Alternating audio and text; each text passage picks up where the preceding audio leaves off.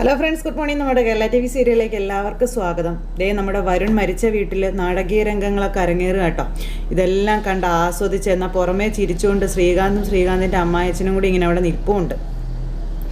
ആ വീടൊരു ശരിക്കും പറഞ്ഞാൽ ഭയങ്കര തകർന്നടിഞ്ഞൊരു സിറ്റുവേഷനിലൂടെ കടന്നു പോകുന്ന സമയത്ത് നമ്മുടെ വേദ ആ വീട്ടിലേക്ക് ഓടിയെത്തുകയും അവിടെ വെച്ച് ശ്രീനിവാസനെ കാണാനിടയാവുകയും ചെയ്തു. വേദയെ കണ്ടു കഴിഞ്ഞപ്പോൾ സ്വാഭാവികമായിട്ടും അദ്ദേഹം സംഭവിച്ച കാര്യങ്ങൾ എന്താണോ അത് വേദയോട് പറയുവാണ്. പക്ഷേ വിക്രം ഒരിക്കലും ആ തെറ്റ് ചെയ്തിട്ടില്ല എന്നും വേദയോട് ശ്രീനിവാസൻ പറഞ്ഞു. മാത്രമല്ല, ഇങ്ങനെ ഒരു ദുരന്തത്തിലേക്ക് അവനെ തള്ളിയിടാൻ ഞാൻ ഒരിക്കലും അനുവദിക്കില്ല എന്നും ഞാൻ ഒരിക്കലും അത് ചെയ്യില്ല എന്നും വേദയ്ക്ക് വാക്ക് കൊടുത്തിട്ട് അദ്ദേഹം അവിടുന്ന് പോകും. അപ്പോൾ കാര്യങ്ങൾക്ക് ഏകദേശ വ്യക്തതയുണ്ടായി നമ്മുടെ വേദയ്ക്ക്. അദ്ദേഹവുമായി സംസാരിച്ച് വേദ എന്നിട്ട് ഇന്ന് കയറി പോരുന്ന വഴിക്കാണ് ചേട്ടനും അമ്മായവനും കൂടി അവിടെ നിൽക്കുന്നത് കണ്ടത്. ഇവരെ കണ്ടപ്പോഴത്തേക്കും വേദ ഇവരെയൊന്ന് നോക്കി. അപ്പോൾ ഇവർ തിരിച്ച് വേദയെയും നോക്കുവാണ്. വേദയ്ക്ക് എന്തൊക്കെയോ സംശയങ്ങൾ ഉണ്ടായിട്ടുണ്ടെന്ന് ഇവന്മാർക്കും മനസ്സിലായി. ഇവന്മാർ രണ്ടുപേരും ഇങ്ങനെ വേദയെ തന്നെ ഇങ്ങനെ നോക്കിക്കൊണ്ട് ഇങ്ങനെ നിൽക്കുക കേട്ടോ. വേദ അവിടെ വെച്ച് കൂടുതലായിട്ടൊന്നും സംസാരിച്ചില്ല, അതിൻ്റെ ആവശ്യമില്ലല്ലോ. വേദ എന്നിട്ട് നേരെ അകത്തേക്ക് കയറിപ്പോയി.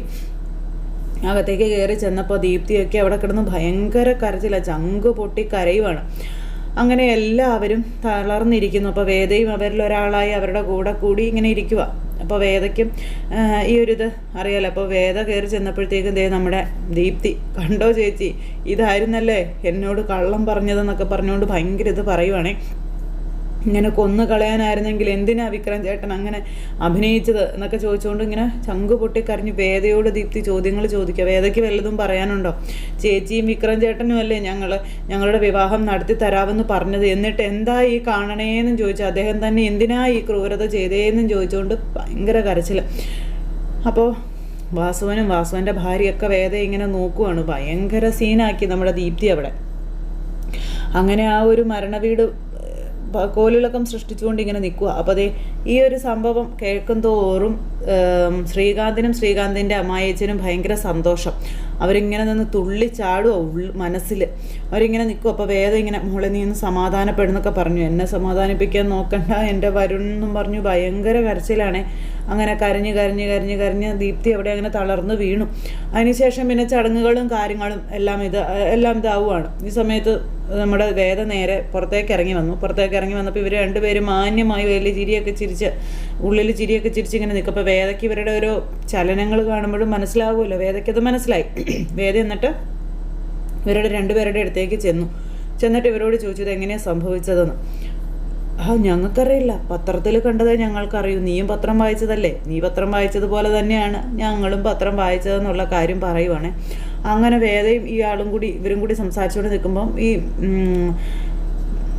വാസുവൻ അങ്ങോട്ടേക്ക് ഇറങ്ങി വന്നിട്ട് ഇവരോട് പറയണം അവൻ എവിടെയുണ്ടെങ്കിലും അവനെ ഞാൻ തീർത്തിരിക്കുമെന്ന്. അപ്പോൾ അത് കേട്ടപ്പോൾ വേദയ്ക്ക് ആകെ വേദയ്ക്കൊന്നും പറയാനും പറ്റുന്നില്ല. വേദ ആകെ വല്ലാത്തൊരിതിൽ ഇങ്ങനെ നിൽക്കുക. അത് കഴിഞ്ഞിട്ട് മകൻ്റെ ചടങ്ങുകളും കാര്യങ്ങളും എല്ലാം കഴിഞ്ഞു. ഇവരെല്ലാവരും വീട്ടിലേക്ക് പോരുകയും ചെയ്തു. ഈ സമയത്ത് വീട്ടിലേക്ക് വന്ന ശ്രീകാന്ത് വലിയ ഷോ കാണിച്ച് വിക്രത്തെ കുറ്റപ്പെടുത്തി ഇങ്ങനെ സംസാരിച്ചുകൊണ്ടേ ഇരിക്കുക. അപ്പോഴാണ് ഈ ശ്രീകാന്തിൻ്റെ ഫോണിൽ ബെല്ല് വരുന്നതും ശ്രീകാന്ത് ഫോൺ എടുത്ത് പുറത്തേക്ക് പോകുന്നതും. എന്നിട്ട് അവിടെ പോയി നിന്ന് ഇങ്ങനെ പതുക്കെ സംസാരിക്കുകയാണെങ്കിൽ അപ്പോഴത്തേക്കും നമ്മുടെ വേദ ഇത് ശ്രദ്ധിച്ചായിരുന്നു. വേദ എന്നിട്ട് പതുക്കെ അതുവഴി വരുക. വേദ അതുവഴി പതുക്കെ ഇങ്ങനെ വരുമ്പോൾ ഇവൻ നിന്ന് വിക്രത്തിനെ പറ്റിയുള്ള കാര്യങ്ങൾ, ഈ പുളിക്കനാണ് കൃത്യം കാര്യങ്ങളെല്ലാം വിശദമായി പറഞ്ഞു കൊടുക്കുന്നത്. ഈ പുളിക്കൻ വിളിക്കുന്നതായിരുന്നു. അപ്പം ഇതൊരു കാരണവശാലും പുറത്തു പോകാതെ വിക്രത്തിൻ്റെ തലയിൽ തന്നെ വരാവുള്ളൂ, നമ്മളുടെ പേരൊന്നും പുറത്തു വരരുതെന്നുള്ള കാര്യവും പറഞ്ഞ് ഇവനിങ്ങനെ ഫോണിൽ സംസാരിക്കുകയാണ്. അപ്പോൾ ഇവനിങ്ങനെ ഫോണിൽ സംസാരിക്കുന്നത് കേട്ട് വേദ നടുങ്ങി. അപ്പോൾ വേദയ്ക്ക് കൃത്യമായി മനസ്സിലായി വരുണിൻ്റെ കൊലപാതകി തൻ്റെ ചേട്ടനാണ്, തൻ്റെ വിക്രമല്ല എന്ന്. ഇനി വേദയ്ക്ക് കുറച്ചുകൂടി ശക്തിയും പവറും ഒക്കെ കൂടും. ഇനി വിക്രത്തെ വേദ തന്നെ രക്ഷിച്ചെടുക്കുകയും ചെയ്യും. ഇത് വേദ അറിഞ്ഞു എന്നുള്ളത് ഈ പൊട്ടൻ ശ്രീകാന്ത് അറിഞ്ഞിട്ടുമില്ല.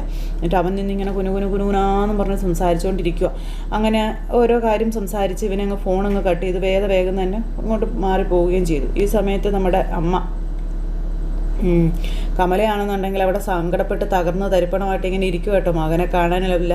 അപ്പോൾ മകനാണെങ്കിൽ ഒളിവിലാണ്. വിക്രത്തിനെ അവിടെ നിർത്തിയാൽ ശരിയാവില്ല എന്നറിയാവുന്നത് കൊണ്ട് വിക്രത്തെ മാറ്റിയിരിക്കുക. അപ്പോൾ ഇതിനെപ്പറ്റിയൊക്കെ ആലോചിച്ച് ഇങ്ങനെ സങ്കടപ്പെട്ട് ഇങ്ങനെ അവിടെ അമ്മ ഇരിക്കുകയാണ്. അപ്പോൾ മാഷ് വന്നാണെങ്കിൽ അമ്മയെ സമാധാനിപ്പിക്കുന്നു. നീ ഇങ്ങനെ തകർന്നിരിക്കല്ലേ കമല, വിക്രം ഒരിക്കലും അത് ചെയ്യില്ല എന്ന് നമുക്കറിയില്ലേ, വിക്രം അല്ല അതൊരിക്കലും ചെയ്തത്, നീ ഇങ്ങനെ സങ്കടപ്പെടല്ലേ എന്നൊക്കെ പറഞ്ഞ് സമാധാനിപ്പിക്കുക. എന്നാലും നമ്മുടെ കുടുംബത്തിലെ ഈ കഷ്ടകാലം ഇങ്ങനെ തുടരെ വരുന്നത് എന്താ മാഷേ എന്നൊക്കെ ചോദിച്ചുകൊണ്ട് ഇങ്ങനെ വരും. അപ്പോൾ വിക്രം മാറാൻ തീരുമാനിച്ച സ്ഥിതിക്ക് ഇതല്ല, ഇതിനപ്പുറവും ഇനി നമ്മൾ നേരിടേണ്ടി വരുമെന്നുള്ള കാര്യമൊക്കെ ഇങ്ങനെ മാഷ് ഇങ്ങനെ വന്നിട്ട് കമലയോട് പറഞ്ഞു.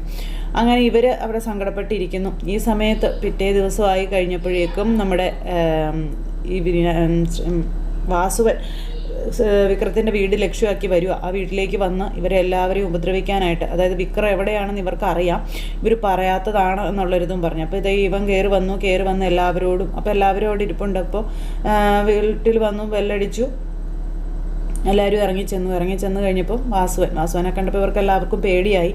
എല്ലാവരും പേടിച്ച് പറിച്ചിങ്ങനെ നിൽക്കുക. അപ്പോൾ വാസുവൻ ചോദിച്ചു, വിക്രം എവിടെയെന്ന് ചോദിച്ചു. അപ്പോൾ ഞങ്ങൾക്ക് അറിയില്ല, വിക്രം എവിടെയാണെന്ന് അറിയില്ല എന്ന് പറയുമ്പോഴേക്കും ഇയാളുടെ മട്ടും മാതിരിയൊക്കെ അങ്ങ് മാറി. ഇയാൾ ഭയങ്കരമായിട്ട് ദേഷ്യപ്പെട്ട് ഇവരുടെ അടുത്തേക്ക്, നിനക്കൊന്നും അറിയില്ലല്ലേ, നിനക്കൊക്കെ അറിയുള്ളൂ എന്നും പറഞ്ഞു. എൻ്റെ മകൻ്റെ ജീവൻ എടുത്തിട്ട് അവനങ്ങനെ സുഖിച്ച് ജീവിക്കാമെന്ന് അവൻ വിചാരിച്ചു, അവനെ ഞാൻ ഈ ഭൂമുഖത്ത് വെച്ചേക്കുകയല്ല എന്നൊക്കെ പറഞ്ഞ് വാസുവൻ ഇങ്ങനെ ഇവരോട് പറയും. അപ്പോൾ സുധാകരൻ മാഷ് പറഞ്ഞു, വാസുവൻ നിങ്ങൾ തെറ്റിദ്ധരിച്ചിരിക്കുന്നതാണ്, വിക്രം ഒരിക്കലും അങ്ങനെ ചെയ്യില്ല, വിക്രത്തിൻ്റെ പേരും പറഞ്ഞു മറ്റാരോ ആണ് ഇതിൽ കളിച്ചിരിക്കുന്നത്, നിങ്ങൾ മനസ്സിലാക്കണമെന്ന് പറഞ്ഞപ്പോഴത്തേക്കും മാഷിൻ്റെ കൊങ്ങയ്ക്ക് കയറി പിടിച്ച് മാഷിനെ ആ ഭിത്തിയിലേക്ക് ചേർത്ത്, ആ തൂണയിലേക്ക് ചേർത്ത് അങ്ങ് പിടിച്ചിട്ടത് നീയാണോടാ തീരുമാനിക്കുന്നതെന്ന് ചോദിച്ചു. നിൻ്റെ മകൻ കുത്തുന്നത് കണ്ടവരുണ്ടടാ എന്ന് പറഞ്ഞു. എൻ്റെ മകൻ്റെ ജീവൻ എടുത്ത് നിൻ്റെ മകനെ ഞാൻ ഇനി ഈ ഭൂമുഖത്ത് വെച്ചേക്കല്ല, അത് വാസുവൻ്റെ വാക്കം, നിൻ്റെ മുന്നിൽ കിടന്ന് അവൻ പെടയും, എൻ്റെ മകൻ ചേതനയേറ്റ് കിടന്നതുപോലെ നിൻ്റെ മകനെ ഞാൻ ഈ ഉമ്മറത്ത് വെള്ള പുതപ്പിച്ച് കിടത്തുമെന്നൊക്കെ വിക്രത്തിനെ പറ്റി ഇങ്ങനെ പറയുകയാണ് മാഷിനോട്. അപ്പോഴത്തേക്കും അച്ഛനെ പിടിച്ച് തള്ളാൻ നോക്കി, ഇങ്ങനെ ഈ കൊങ്ങയ്ക്ക് പിടിച്ചിട്ട്. അപ്പോഴേക്കും നമ്മുടെ വിനായകൻ ഇടയ്ക്ക് കയറി വാസു ഒന്നും ചെയ്യരുതെന്ന് പറഞ്ഞിങ്ങനെ അവൻ്റെ കാലെ പിടിക്കുക. അപ്പോഴേക്കും അച്ഛനിലുള്ള ശ്രദ്ധ വാസുവിൻ്റെ അങ്ങ് മാറിയിട്ട് വിനായകൻ മാറി നിൽക്കണ പട്ടിയെന്നും പറഞ്ഞുകൊണ്ട് ഒറ്റ തള്ളായിരുന്നു. വിനായകൻ പോയി വീഴുകയും ചെയ്തു. ഒരുത്തനെ ഞാൻ വെറുതെ വിടില്ല, നിൻ്റെയൊക്കെ പൊടി പോലും ഞാൻ ഈ ഭൂമിയിൽ വെച്ചേക്കുകയല്ല, അവൻ ഏതു പാതാളത്തിൽ പോയി ഒളിച്ചാലും അവനെ ഞാൻ കണ്ടുപിടിക്കും എന്നും പറഞ്ഞുകൊണ്ട് ഇങ്ങനെ പറയുവാണ്. അങ്ങനെ ആ പ്രശ്നവും കാര്യങ്ങളും ഇതെല്ലാം ഭയങ്കര ഭയാനകമായ രീതിയിൽ തന്നെ കഴിഞ്ഞു. ഇത് കഴിഞ്ഞിട്ട് ഇവൻ ഈ വാസുവൻ അങ്ങ് പോവുകയും ചെയ്തു. അപ്പോഴത്തേക്ക് നമ്മുടെ കമലയ്ക്ക് കൈയും കാലും ഇതായി. കമല വേഗം കുഴഞ്ഞു വീണു, പേടിച്ചിട്ട് കുഴഞ്ഞു വീണ കമലയെ വേഗം അമ്മയെന്നും പറഞ്ഞ് എല്ലാവരും വാരി പൊതിഞ്ഞിങ്ങനെ നിർത്തി വാരി എടുത്ത് ഹോസ്പിറ്റലിലും ആക്കി. ഈ സമയം വിക്രം എവിടെയുണ്ട് എന്നുള്ള കാര്യം അച്ഛനൊക്കെ അറിയാം. അപ്പോൾ അച്ഛനാണെങ്കിൽ വിക്രത്തോട് ഈ കാര്യങ്ങളൊക്കെ ഇടയ്ക്കിടയ്ക്ക് ഇങ്ങനെ വിളിച്ചു പറയുക. അപ്പോഴേക്കും അച്ഛൻ പറഞ്ഞ അനുസരിച്ച് അമ്മയെ കാണണമെന്ന് വിക്രത്തിന് ഭയങ്കര ഒരു ഇത്. അപ്പം എനിക്ക് അമ്മയെ കാണണോ അച്ഛാന്നും പറഞ്ഞുകൊണ്ടായി വിക്രം. നീ കാണാനൊന്നും വരണ്ട, വാസുവൻ ഇന്ന പ്രശ്നങ്ങളെല്ലാം വീട്ടിൽ വന്ന് ഉണ്ടാക്കിയെന്നുള്ള കാര്യങ്ങളൊക്കെ ഇങ്ങനെ പറഞ്ഞു കഴിഞ്ഞപ്പോഴത്തേക്കും വിക്രത്തിന് ഭയങ്കര ടെൻഷൻ. വിക്രം എന്നിട്ട് എന്നാ ഇത് രാത്രി കൊണ്ടുവന്നപടി അമ്മയെ ഐസിയുലേക്ക് കയറ്റി രാത്രി അമ്മയെ കാണാനായിട്ട് വന്ന് മുഖംമൂടിയൊക്കെ ഇട്ട് മുഖമൊക്കെ മറച്ച് വരിക. അങ്ങനെ മുഖമൊക്കെ മറച്ച് വന്ന സമയത്ത് അച്ഛൻ്റെ അടുത്തേക്കാണ് വരുന്നത്. അച്ഛനാണെങ്കിൽ മോനെ കണ്ടപ്പോഴത്തേക്കും മോനാണെങ്കിൽ മാസ്കൊക്കെ ഊരി, നിന്നോട് ഞാൻ വരരുതെന്ന് പറഞ്ഞല്ലോ, നീ എന്തിനാണ് വന്നതെന്ന് ചോദിച്ചപ്പോൾ എനിക്ക് അമ്മയെ കാണാതിരിക്കാൻ പറ്റില്ല അച്ഛാന്ന് പറഞ്ഞു. എന്താ അച്ഛാ ശരിക്കും സംഭവിച്ചതെന്നൊക്കെ ചോദിച്ചു. വിക്രം വന്നിട്ട് അച്ഛനുമായിട്ട് സംസാരിച്ചിട്ട് അവിടെ നിന്ന് പോവുകയും ചെയ്തു. അമ്മയെ കണ്ടിട്ട് ആരും അറിഞ്ഞില്ല, ഒരു കുഞ്ഞു പോലും അറിഞ്ഞില്ല വിക്രം വന്നതും അച്ഛനെ കണ്ടതും അച്ഛനായി സംസാരിച്ചതും ഇതൊന്നും ആരും അറിഞ്ഞതുമല്ല. അങ്ങനെ വിക്രം അവിടുന്ന് പോയി. ഇത് കഴിഞ്ഞപ്പോഴത്തേക്കും പിന്നെ ഈ ശ്രീകാന്തിൻ്റെ ഫോൺ വിളി കേട്ട് കഴിഞ്ഞപ്പോഴത്തേക്കും നമ്മുടെ വേദയ്ക്ക് ടെൻഷനായല്ലോ. വേദ പിന്നെ ഇങ്ങനെ സമാധാനം നഷ്ടപ്പെട്ട് ഇങ്ങനെ നടക്കുക. വിക്രത്തിൻ്റെ കാര്യത്തിൽ എന്ത് ചെയ്യും, വിക്രത്തിനെ എങ്ങനെ രക്ഷിക്കും എന്നുള്ളൊരിതിൽ ആ സമയത്ത് വിക്രത്തിനെ പറ്റി അറിയാനായിട്ട് നമ്മുടെ ജോസഫിനെയും രാജേട്ടനെയൊക്കെ വിളിച്ചു നമ്മുടെ വേദ. അപ്പോൾ അവർ കാര്യങ്ങളെല്ലാം പറയുവാണ്. അപ്പോൾ വേദ പറഞ്ഞു, ഒരു കാരണവശാലും വിക്രം എവിടെയുണ്ടെന്ന് ആരും അറിയാൻ പാടില്ല, വിക്രത്തിനെ ഞാൻ പറയുന്ന സ്ഥലത്തേക്ക് നിങ്ങൾ കൊണ്ടുപോവാ, വിക്രത്തിനെ ഞാൻ രക്ഷിച്ചെടുത്തോളാം എന്നൊക്കെ വേദ ഇങ്ങനെ പറഞ്ഞു. അപ്പോൾ അത് കേട്ട് കഴിഞ്ഞപ്പോൾ ഇവർക്ക് ഭയങ്കര സന്തോഷം. കാരണം വേദയ്ക്ക് വിക്രം എന്ന് പറഞ്ഞാൽ ഇപ്പോഴും ജീവനാണെന്നുള്ള കാര്യം ഇവർക്ക് മനസ്സിലായി. അങ്ങനെ വേദ ഇവരോട് ചെയ്യേണ്ട കാര്യങ്ങളെല്ലാം പറയണം. അപ്പോൾ ജോസഫിനോടും പറഞ്ഞു. എന്നിട്ട് വേദയെ കൂട്ടിക്കൊണ്ട് വരാനായിട്ട് ജോസഫിനോട് വരാനും പറഞ്ഞു. എന്നിട്ട് രാത്രി ആരും അറിയാതെ വേദയും വീട്ടിൽ നിന്ന് ഇറങ്ങും. എന്നിട്ട് വിക്രത്തെ ജോസഫ് വിളിച്ചിട്ട് ഇന്ന സ്ഥലത്തേക്ക് വരാൻ പറഞ്ഞു. അപ്പോൾ ആ കാട്ടിലൂടെയുള്ള ഇതാണ്. അപ്പോഴും ഈ വാസുവൻ വിക്രത്തെ തേടി ഇങ്ങനെ അലഞ്ഞുകൊണ്ടേ ഇരിക്കുക കേട്ടോ, എവിടെ എന്നുള്ളത്. അങ്ങനെ ഇരിക്കുന്ന ഈ ഒരു സമയത്ത് അങ്ങനെ വാസുവൻ ആ കാട് കയറി ഇറങ്ങി നടക്കുകയാണ് വിക്രത്തെ തേടി. വിക്രം ഇന്ന സ്ഥലത്ത് ഇന്ന സ്പോട്ടിൽ ഉണ്ടാകുന്ന ചെറിയൊരു ഹിൻഡ് ഇവൻ ഉള്ളതുകൊണ്ട് ഇങ്ങനെ നടക്കുന്നതാണ്. ഈ സമയത്ത് അവിടെ സുധയും അതുപോലെ ശ്രീനിവാസനും ഒക്കെ കൂടെ നിന്നിങ്ങനെ വിക്രത്തെപ്പറ്റി സംസാരിക്കുക. വിക്രം എവിടെയാണെന്ന് ഇപ്പോൾ ശ്രീനിവാസന് പോലും കൃത്യമായി അറിയില്ല. അപ്പോൾ ശ്രീനിവാസനും ഇനി നമ്മുടെ കൂടെ നിന്ന് ആരെങ്കിലും ഇതൊക്കെ ഒറ്റുന്നുണ്ടോ എന്നൊരു സംശയം. അപ്പോൾ പുളിക്കനും തൊട്ടരിക്കലും നിൽപ്പുണ്ട്. അങ്ങനെയൊന്നും വരാൻ വഴിയില്ല സാറേ, അങ്ങനെയൊക്കെ ആര് ചെയ്യാനാ, അങ്ങനെയൊന്നും നമ്മുടെ കൂടെ നിന്ന് ആരും ഒറ്റുകയല്ലെന്നും പറഞ്ഞുകൊണ്ട് ഈ പുളിക്കൻ നിന്നിങ്ങനെ പറയണം. പക്ഷേ നമ്മളുടെ ഓരോ നീക്കവും കൃത്യമായിട്ട് അവരറിയണമെന്നുണ്ടെങ്കിൽ നമ്മുടെ കൂടെ ഉള്ളവർ തന്നെ നമുക്കിട്ട് പണിയുന്നുണ്ടെന്നുള്ള കാര്യം ശ്രീനിവാസൻ അവിടെ നിന്ന് പറയും. അത് പുളിക്കിന് പേടിയായി. പുളിക്കിന് നേരത്തേക്ക് ഇങ്ങനെ നിൽക്കുക പേടിച്ച്. അപ്പോൾ സുധയും അതിനുള്ള കാര്യങ്ങളൊക്കെ പറയുകയാണ്. ഒരു കാരണവശാലും വിക്രം വാസുവിൻ്റെ കയ്യിൽ ചെന്ന് പെടരുതെന്നും അവന് ഒരാപത്തും സംഭവിക്കരുതെന്നും ഒക്കെയുള്ള കാര്യങ്ങൾ ശ്രീനിവാസൻ ഇങ്ങനെ അവിടെ നിന്ന് പറയുന്നു.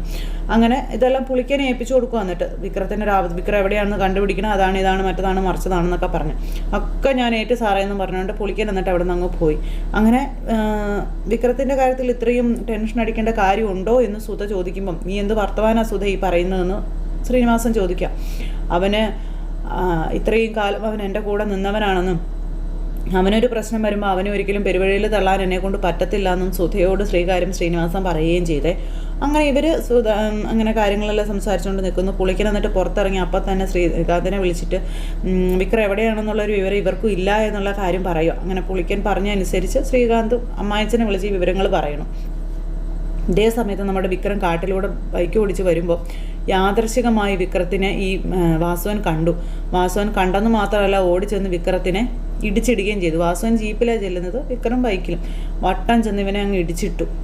അപ്പോഴത്തേക്കും വിക്രം അവിടെ മറിഞ്ഞു വീണു. അപ്പോൾ വാസുവനാണെന്ന് വിക്രത്തിന് മനസ്സിലായി. രാത്രിയാണ്, നട്ടപ്പാതിര. അപ്പോൾ ഇപ്പുറത്തെ സൈഡിലൂടെ വേദയും അതുപോലെ ജോസഫും കൂടി വിക്രത്തെ കൂട്ടിക്കൊണ്ടു പോകാനായിട്ട് വരുന്നതുകൊണ്ട് അങ്ങനെ ഇവർ വരുന്ന സമയത്ത് വിക്രം വാസുവനിൽ നിന്ന് രക്ഷപ്പെടാനായിട്ട് ഓടുകയാണ്, ജീവനും കൊണ്ട് ഓടുക കാട്ടിലൂടെ. വാസുവൻ പിന്നാലെ ഓടുക. പക്ഷെ കുറച്ച് ദൂരം ഓടിക്കഴിഞ്ഞപ്പോഴത്തേക്ക് ഈ വാസുവൻ്റെ കയ്യിൽ തോക്കുണ്ടായിരുന്നു. തോക്കെടുത്ത് വാസുവൻ ഒരു ഒറ്റ വെടിയായിരുന്നു. അത് കൃത്യം നമ്മുടെ വിക്രത്തിൻ്റെ ബാക്കിൽ ഷോൾഡറിൽ വന്ന് കൊണ്ടു. വിക്രം അവിടെ വീണു. അപ്പോൾ വാസുവനാണെങ്കിൽ വിക്രം മരിച്ചു എന്നുള്ളൊരിതിൽ തിരിച്ചു പോവുകയും ചെയ്തു. അപ്പോഴാണ് വേദയും അതുപോലെ ഈ വെടിശബ്ദമൊക്കെ കേട്ട് വേദയ്ക്ക്. അപ്പോഴത്തേക്കും ഇവർ രണ്ടുപേരും ഓടി വിക്രം ഉള്ളിടത്തേക്ക് വന്ന് വിക്രത്തിനെ പെട്ടെന്ന് വിക്രം എന്ന് പറഞ്ഞുകൊണ്ട് വേദ ഒരു ഒറ്റ കരച്ചിൽ. എന്നിട്ട് പിന്നെ വിക്രത്ത് വേഗം താങ്ങിയെടുത്ത് ജോസഫും വേദയും കൂടി താങ്ങി പിടിച്ച് കൊണ്ടുപോകും. ഒരു കാട്ടിലൊരു വീട്ടിൽ കൊണ്ടുവന്ന് ഇങ്ങനെ കിടത്തിയിരിക്കുക. വിക്രമാണെങ്കിൽ വേദന കൊണ്ട് പൊളയും കേട്ടോ. വെടിയുണ്ട ഇവിടെ തോളിലിരിക്കുകയല്ലേ. വേദനയെന്ന് പറഞ്ഞാൽ ഭയങ്കര വേദന, ഭയങ്കര കരച്ചിലാണ്. വേദയ്ക്ക് എന്നാ ചെയ്യണമെന്ന് അറിയത്തില്ല. വേദ എന്നിട്ട് ഇങ്ങനെ വിക്രത്തെ ചേർത്ത് പിടിക്കുന്നുണ്ട്. അതുപോലെ തന്നെ ജോസഫിനോട് ഇന്നത് ചെയ്യ് ജോസഫേ, അത് ചെയ്യ് ജോസഫ്, ഇത് ചെയ്യ് ജോസഫേ എന്നൊക്കെ പറയുന്നുണ്ട്. അപ്പോൾ ഇതിനെല്ലാം ഒരു ഇതായിട്ട് ഇങ്ങനെ ജോസഫും ഭയങ്കര സപ്പോർട്ടീവായിട്ട് നിൽക്കുക കേട്ടോ.